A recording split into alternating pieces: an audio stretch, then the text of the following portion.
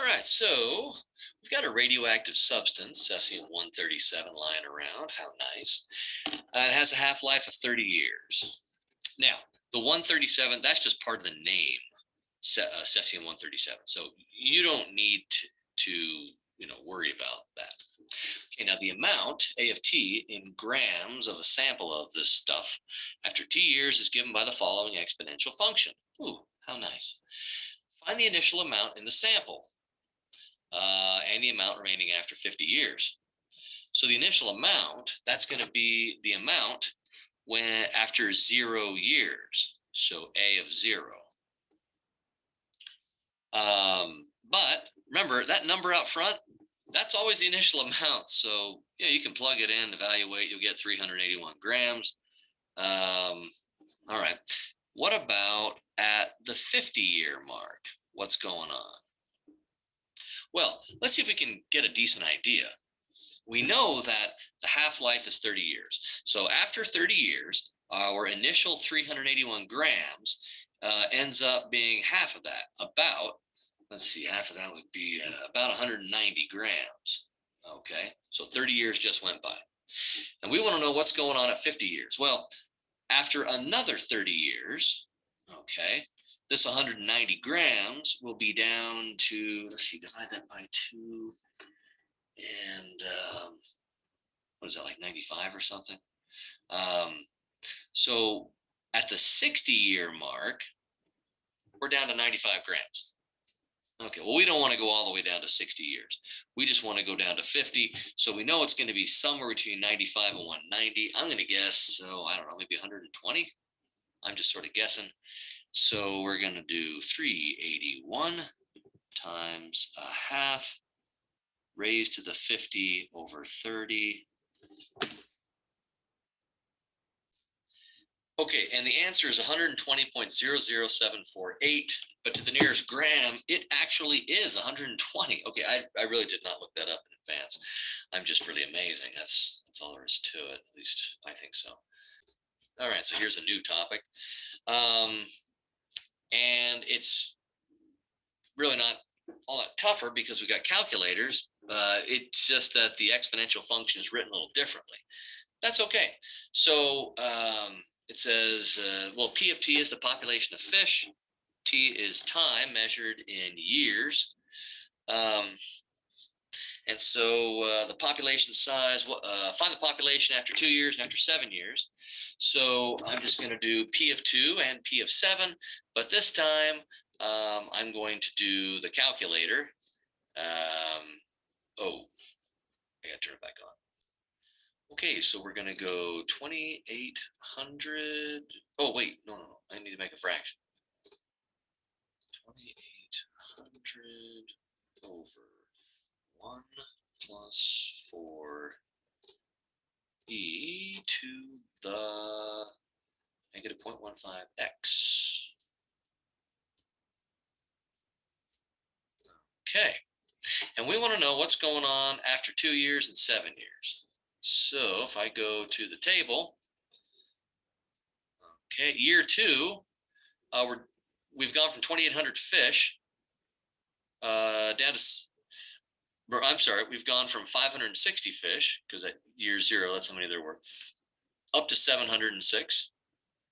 And at year 7, we're up to 1,167 fish. And so that's what's going on. That's how you do these. Now let's practice converting once again between exponential and logarithmic form, but this time using the natural logarithm, okay? Because ln, all that means, is log base e. That's all it means. But it gets used a lot in science and elsewhere, and so it gets its own name. Okay, so if I convert this, the base of the log becomes the base of the exponent, and then those guys switch, and I get that. So that is what we're doing. What if I had something like e to the 7th equals q? Then I want to convert to exponential, or that is exponential form, to logarithmic form. It'd be log base e, and then and they switch. Log base e of q equals 7. And that's all you do. So now we practice solving an equation, and the x is stuck inside the log function, so I have to convert to exponential form. So that'll be x squared equals 81 when I convert. And if I take the square root of both sides, I get plus or minus 9. Okay. Now, logs, not everything is in the domain of a log, so we really need to check our answer to make sure that everything's working out fair and square. So I'll plug in the original expression. Log base x of 81 equals 2. Right, so alpha window 5. Log base x of 81 is one side, 2 is the other. And let's see if 9 and negative 9 make them match. Let's see. So when x is negative 9, nope, they don't match. Negative 9 is not a solution. And when x is positive 9, yep, they match. So 9 is a solution.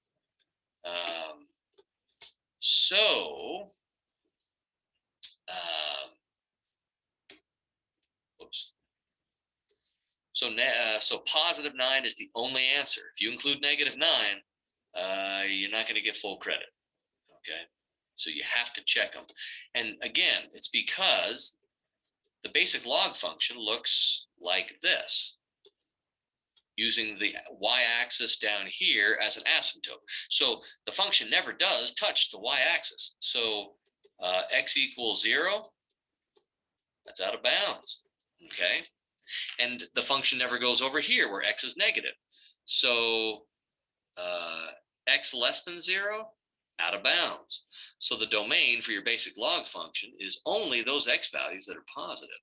And so because you have those exceptions, you really need to check your work here. Now, if you graph the left and graph the right off the bat, you know, it's not going to show negative 9 as a potential answer. It'll only show 9. But you need to be able to do it by hand as well. So practice that too. Let's do one more of those. So the x is buried inside the log function, so I will convert to exponential form. Okay, and if I do the cube root of both sides, I get 1/5 or 0.2 or 20%. That's all I'm doing. All right, so let's solve for x. And I'm saying, hey, x is buried inside of a log, so I need to convert to exponential form. So if I go 3, the base of the log becomes the base of the exponent, and then these guys switch. So -6, -4x. The question is, what about the -2? Uh-oh. Okay, so here's the problem. I converted too early. Okay, whoops. I converted too early. When you convert, there needs to be the base of the exponent, the argument of the log, and then the other side of the equation. And those need to be your only 3 players.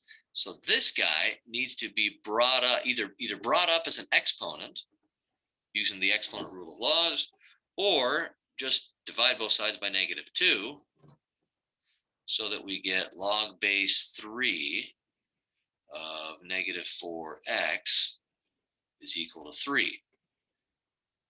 Okay, now I can convert because I had to get rid of that guy first. So base of the log becomes base of the exponent. Those guys switch. And so 27 equals -4x.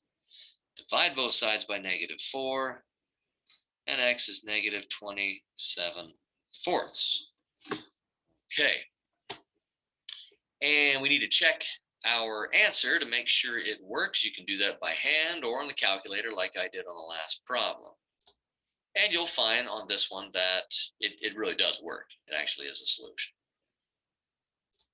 We're doing the same thing here, except now we've just got the natural log base e, this ln guy. So, but we've got this extra player out here, so we got to divide that guy away or make it, 2x to the third power, I think it's easier just to do this. So give me ln natural log of 2x equals 5. Now I can say, all right, base the log is base the exponent. Those two guys switch places, and I get that. Divide both sides by 2. And now I need to go to my calculator a little bit and do e to the 5th over 2. All right, I do believe I can do that. So I'll go second, e to the x, or ln, e to the 5th, and there, and then over 2, and I get 74. Let's see, how does it round off? Nearest hundredth. Okay, so that would be 74.21 to the nearest hundredth, 2 decimal places. Now on this one, we've got an extra log floating around. Well, actually 2 of them. So there's definitely more than one way to handle this. One way is to get all the logs on one side. So if we subtract ln of 14 from both sides, we are going to get this.